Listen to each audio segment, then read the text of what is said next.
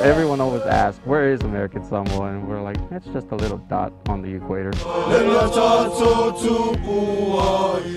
It's a church song, and it's just something that's part of our culture. Our belief in God is very strong.